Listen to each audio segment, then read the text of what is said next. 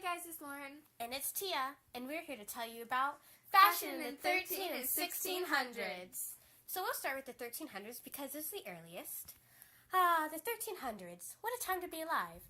People changed, stuff happened, you could die from the Black Plague at any given moment. So in the 1300s, where Romeo and Juliet takes place, fashion was a lot different from today. Since people learned how to use buttons and how to sew form-fitting dresses and clothes, fashion changed for that time period. Typically, both men and women wore about 3 layers, sometimes more. The layers were usually an undergarment of some sort, a base layer such as a white shirt or dress, and the outer layer. There would often be a split in the outer dress so you could see the base layer. They would add more layers in the winter to stay warm. Lower classes had sensible clothes that were good for outdoor work.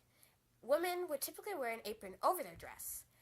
The lower and working class outfits were usually made of wool, cotton, or linen. They didn't really wash their clothes because the smell of wood or food would be enough to cover up that scent of unwashed clothes. As you moved up the social ladder, outfits got more elaborate, like fancy headdresses and pointy shoes. Women dressed to the nines in imbecilic pastels and enough hair to suffocate anyone who drew near. Wrong script. A common thing to see in women's fashion, whether you were lower or upper class, were open necks and hanging sleeves. The sleeves on the outer layer exposed the base layer sleeves, and everyone but the church thought this was fashionable. So in the second half of the century, courtiers who had nice bodies would not wear overly long and loose tunics. The French Chronicle says that, around that year, 1350, men, in particular noblemen and their squires, took to wearing tunics so short and tight that they revealed what modesty bids us to hide. Time for the cool, but not really, Oh my goodness. era, the 1600s.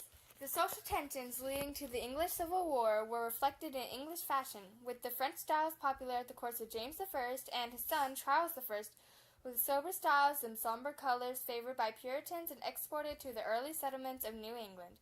In the early decades of the century, a trend among poets and artists to adopt a fashionable pose and melancholy is reflected in fashion, where the characteristic touches are dark colors, open collars, unbuttoned robes or doublets, and a generally disheveled appearance, accompanied in portraits by sad expressions. Basically, the Depression look was popular among artists in Europe. For men, sleeves to line in shirts became fuller and the collars of shirts were wired to stick straight up was a popular trend. And short cloaks and capes were worn by fashionable women, and they also wore heels.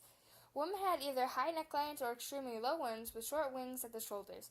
Long and tight sleeves became shorter and fuller throughout the century, and yes, women's shoes were still pointed. The working class woman wears a jacket bodice and contrasting petticoat, while men wear full breeches and doublets. And that's all!